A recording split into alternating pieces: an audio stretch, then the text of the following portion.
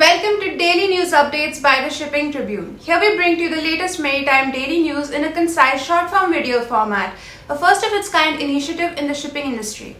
Please subscribe for regular updates. Before we proceed with the news, we are pleased to announce the upcoming 12th edition of the Asia Tribune Cargo Summit, DryCon 2026. The summit will once again bring together key stakeholders of the dry bulk trade for a full day of knowledge sharing and networking. We look forward to seeing you there. Make sure to register today. Freight market scenario by Saigal SeaTrade. The Asia-Pacific Supramax freight rates fell on March 24 as market sentiment failed to improve in the Pacific. The Asia-Pacific Panamax market freight rates fell on March 24. Dindayal Port Kandla achieves first ever triple banking ship-to-ship operation at Strong Tidal Port. In a landmark achievement, the Dindayal Port Authority Kandla on Monday successfully conducted a triple banking ship-to-ship operation, which is the first ever at a strong tidal port.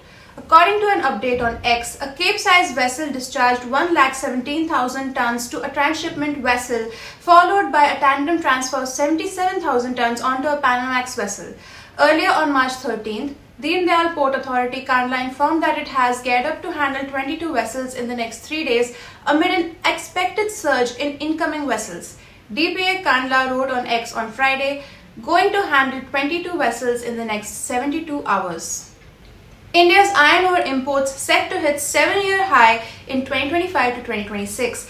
India's imports of iron ore, a key raw material in steel making, are set to rise to a 7-year high in the fiscal year ending on March 31st, driven by a shortage of high-grade ore and demand from JSW Steel, analysts and industry executives said. Overall imports are likely to reach 12 million to 14 million metric tons in 2025 to 26, more than doubling from a year earlier, analysts and trade officials said. JSW Steel, India's biggest steel maker by capacity, was a key driver of iron ore imports for its mills in the western state of Maharashtra and the southern state of Karnataka, said Lalit Ladkat, a senior analyst at London-based consultancy CRU. Steel companies gear up for further hike in prices. Steel companies are gearing up for substantial increase in prices with the recent spike in key raw material and logistics costs on the back of the ongoing war in West Asia. Though steel companies have increased prices of late to offset iron ore and energy costs, the prolonged US attacks on Iran have pushed up the cost of all imported raw material, including coking coal and shipping cost. The domestic hot rolled coil prices are already up 23% to 54,000 to 58,000 rupees a ton against 47,000 rupees a ton recorded last November, driven by the spike in iron ore and energy costs. Tanker rates for Red Sea loading Saudi crude plunge. Freight rates for tankers to ship Saudi crude from the Yanbu port on the Red Sea to Asia have slumped from the highs seen earlier this month as more vessels are diverting to the Saudi export port that bypasses the Strait of Hormuz. Tanker rates on the Yanbu Asia route have slumped from a high of over $450,000 per day in early March to about $200,000 per day for voyage agreed this week on a 2011-built very large crude carrier, according to sources familiar with the deals and brokerage reports cited by Bloomberg.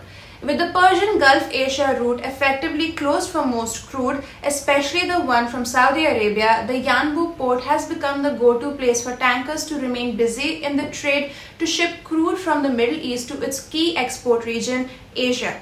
Saudi Arabia is accelerating the shift from Strait of Hormuz to the Red Sea as commercial traffic through the strait remains near collapse levels. Thank you for watching the video. Please hit the like button if you like the video, leave a comment down below and subscribe to the Shipping Tribune YouTube channel if you haven't already.